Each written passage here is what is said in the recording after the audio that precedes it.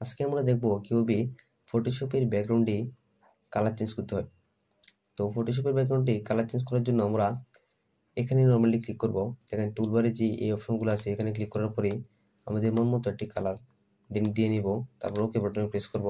দেখেন প্রেস করার পরে আমাদের যে কালারটি আছে এটি চেঞ্জ হয়ে গেছে।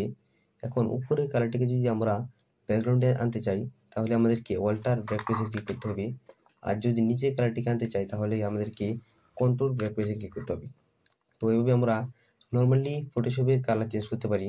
এখন আমাদের একটি ব্যাকগ্রাউন্ডে বিভিন্ন ধরনের কালারের প্রয়োজন হতে পারে, যেমন গ্রেডিয়েন্ট কালার। তো গ্রেডিয়েন্ট কালার আনার জন্য আমাদেরকে ফটোশপে একটি টুল ব্যবহার করতে হবে। এই টুলটিকে আনার জন্য আমরা আমাদের কিবোর্ড থেকে জি বাটনে প্রেস করতে পারি, অথবা দেখেন এখানে একটি টুল আছে গ্রেডিয়েন্ট টুল, ওটা আমরা ব্যবহার করতে পারি। এখানে ক্লিক করার পরেই দেখবেন উপরে নর্মালি এরকম একটি অপশন চলে এসেছে। এখান থেকে আমরা আমাদের যে কালারটি ব্যাকগ্রাউন্ডে আনার প্রয়োজন ওই কালারটি আমরা সিলেক্ট করে নেব। আমি এই কালারটিকে সিলেক্ট করে নিচ্ছি। নেওয়ার পরে আমরা যেখান থেকে এই কালারটি শুরু করতে চাই এবং যেখানে শেষ করতে চাই ওখানে নিয়ে এটাকে ছেড়ে দেব। দেখেন আমাদের ব্যাকগ্রাউন্ডে দুটি কালার চলে এসেছে।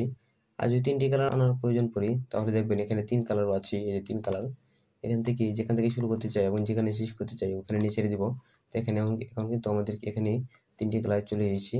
তো এইভাবে আমরা ফটোশপের ব্যাকগ্রাউন্ডে বিভিন্ন ধরনের কালার নিয়ে আসতে পারি। তো বন্ধুরা, আজকে এই ভিডিওটি এ পর্যন্তই। আল্লাহ হাফেজ।